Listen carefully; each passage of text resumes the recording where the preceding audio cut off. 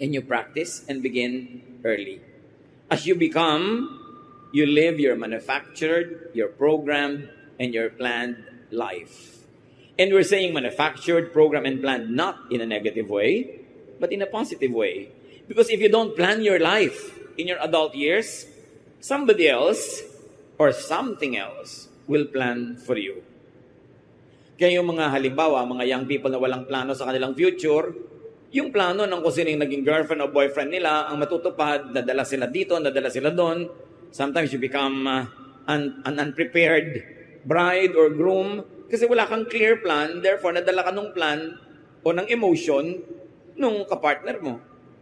Pero kung plan mo that you're going to marry off well, that you're going to be a responsible mother and father and get ready for marriage, malinaw yung plano mo, hindi ka madiderail, hindi ka madadala ng plano ng iba na nagyayaya sa'yo, na gumawa ng kung ano-ano, and then later on, pagsisisihan mo, nasira yung plano mo sa buhay mo. But in the first place, wala ka naman kasing plano. But if you have a clear plan, when people try to derail you and ask you to do otherwise, you say, I have a plan. It's clear to me, and what you're asking me to do is not part of my plan. Therefore, you will know what to refuse, you will know what to accept. So as early as possible, with today probably as the deadline, pray for, decide, and plan what you want to be. Generally. Hindi naman pwedeng i-detalye yan ngayon dahil marami pang X factors, marami pang mga unknowns, but you must have a general plan. How you want to live the rest of your life. Do you want to live the rest of your life miserable or poor, unprepared, hungry, ape, kawawa, underachiever? Yun ang pwede mong planuhin ngayon, yung general direction. In youth, people could commit mistakes that are irreversible. Mukhang napakadali ng buhay ng mga youth ngayon. Sa panahon na ito, hindi masyado nag-iisip yung mga kabataan dahil ganun talaga karamihan sa kabataan. Pero meron kayong pwedeng magawang mali na hindi nyo na matatakasan buong buhay. Like because of disastrous sports, pwede kayo maputulan ng paa and all your life. Wala na yon. Pwede hindi mo balak na maging unwed mother, pero dahil nga naging pabaya ka, nangyari yon. Paano mo pa yun i-reverse? Pwedeng nagpabaya ka sa pag-aaral mo, hindi ka na natapos, tapos wala na yung parents mo, nawala ka na ng chance mag-aaral, napasubo ka na magtrabaho to survive.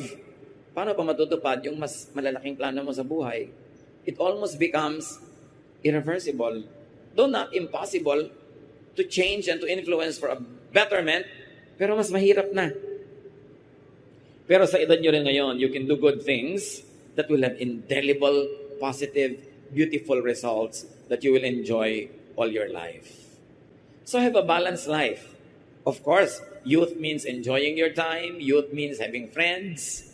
Youth means opening up your eyes and ears to the world. But it also means preserving your sanity, preserving yourself, preserving your purity para may matira pa sa future. Para merong mangyaring magagandang buhay. You are surrounded by aunts and uncles, cousins, mga lola, lolo, kapitbahay na dismal failures in life. Magulo ang buhay, miserable, huwag niyong gayahin. Somewhere in their youth or childhood, may ginawa silang hindi tama, nakaapekto sa buong buhay nila.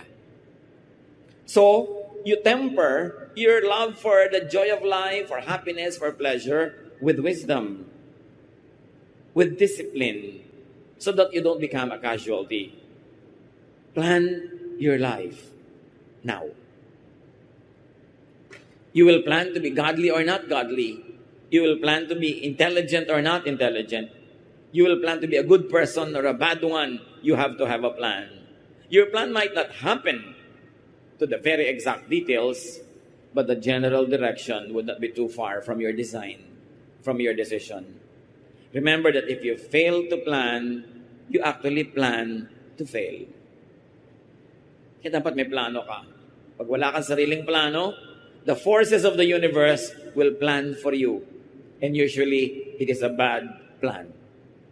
Kaya dapat ikaw ang mag-take over sa buhay mo.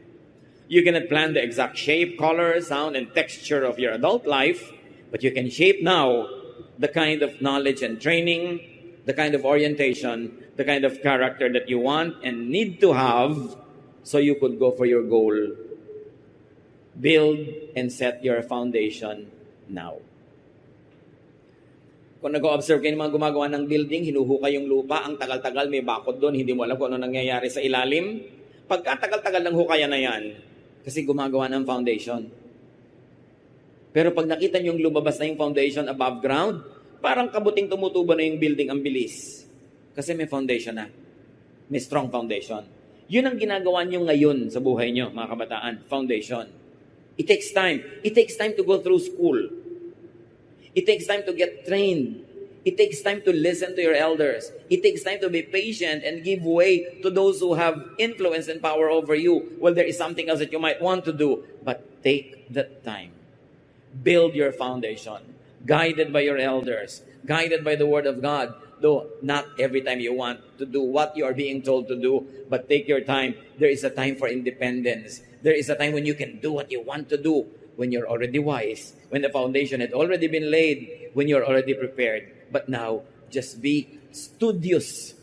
Young people willing to learn, to be corrected, to be disciplined, while having fun at the same time, while enjoying your life. But don't lose sight of the good future that you want for yourself. Work now at your character and personality. Ang i-develop nyo ngayon, young people, hindi lang knowledge. Maraming knowledgeable, pero hindi ibig sabihin nagsasucceed sa buhay. But work at your character. Ibig sabihin, may exam, babagsak ka, hindi ka nag-cheat, hindi bumagsak ka. Pero alam mo kung ano yung pumasa doon? Character. Hindi ka cheater. But if you trained yourself now to be a cheater, you'll be a cheater all your life. And somehow, your falsehood, your fakery will overtake you at the most inconvenient and saddest time. Character. Gusto mong lumaban sa authority, kung minsan gusto mong magrebelde, pero pinipigil mo ang sarili mo because you develop character. When you are not able to teach yourself discipline, obedience, self-control, ano mangyayari sa pagtanda mo? Magwawala ka lang. Kasi maraming batas ang buhay. Alam nyo ba, kahit pagtanda nyo, mas dumarami ang batas sa buhay? Mas dumadami ang number na minememorize, mga tax account number mo, mga kung ano-anong resident certificate number mo, passport number mo. Ang daming numbers.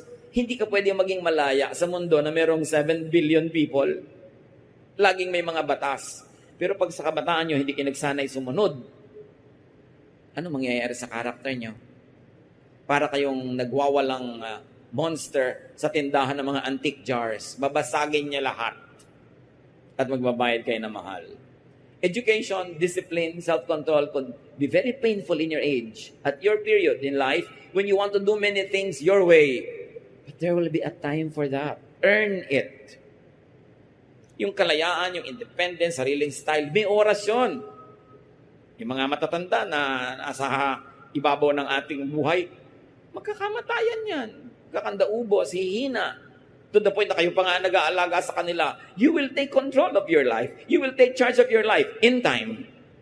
Meanwhile, take your time and be good students of the gospel. Be good students of discipline. Be good students of good culture and good morals. Because that will be your foundation.